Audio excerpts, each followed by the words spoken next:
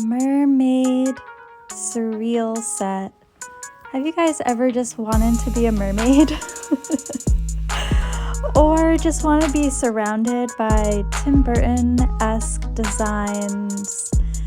I am a huge fan of surrealism and expressionism, old German expressionism movies, all of that. Tim Burton is also extremely influenced by those movies, and I spent a couple winters just watching a ton of these old German expressionism movies, and a lot of my artwork was already influenced by it without even understanding that's what I was being influenced by.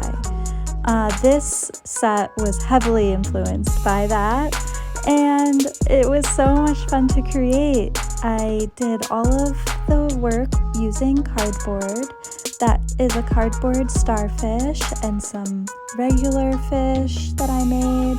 All the waves are also cardboard, and I created all of this watching Pee-wee's Greatest Adventure. Look how good he looks with those waves. It just somehow goes together so perfectly.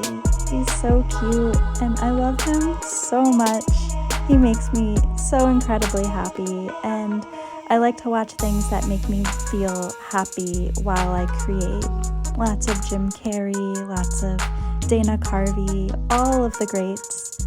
Look at little Banjo. He's loving his little life as my little Picasso dog. And at night, it looks so good with the red curtains that I pop up. Red with black and white. It's such a nice color pop for that black and white. It makes the black and white pop somehow. Red velvet curtains are beautiful. I, of course, hand cut paper stars because that's like my addiction. I'm obsessed with cutting the paper stars of every shape, 5 points, 6 points, 7 points, and on and on and on. I am just trying to figure out now where to put the fish, so I keep looking back at the frame and making sure that they're going to be seen and not hidden by the curtain. And then I get into my little mermaid costume. I put a cute little ribbon in my hair, and my little mermaid fin is made out of poster board that I heavily painted so it was nice and thick.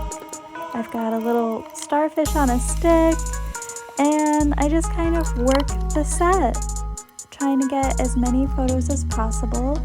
With this process, I don't see what I'm doing. I just have a remote and I click the photos, and I don't get to see the photos until they hit my computer and I get to look at them. So I'm really blindly shooting all of my sets and hoping to God that I have at least 5 good images from the hundreds that I just clicked and got. And it works. It always works out for the best. I don't know how, but it does. I think just believing in yourself and getting to work and feeling like you can do it and you're capable of doing it. And guys, don't forget, this is in my living room. I do it all in my living room. I don't have any overhead. I don't have a fancy art studio, although I dream of one on the daily. I do want one, but that's not my right now. This is my right now, and I have a living room, so I use it as my art studio, and it gives me pretty good results.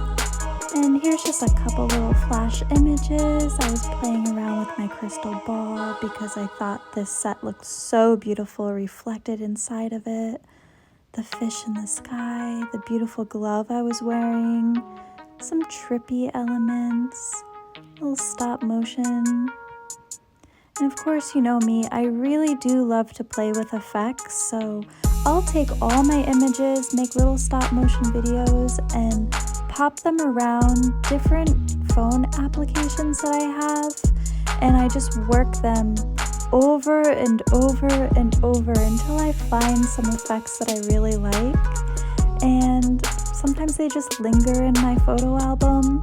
I'll come across them and I'll make something of them later. Sometimes I'm super inspired to make something out of them right away, and I get to making stop motion videos with them right away. But you know, I never rush the process because these photos are living in my photo albums and I can always go back and make something out of them. This one I never made a distinct stop motion video like I do with some of my others.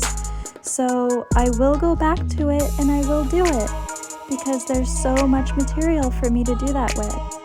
And I can really piece all of these videos I already made and I can put them together in a really creative way and create some sort of storyline, so when you're watching it, you're really enthralled by the video.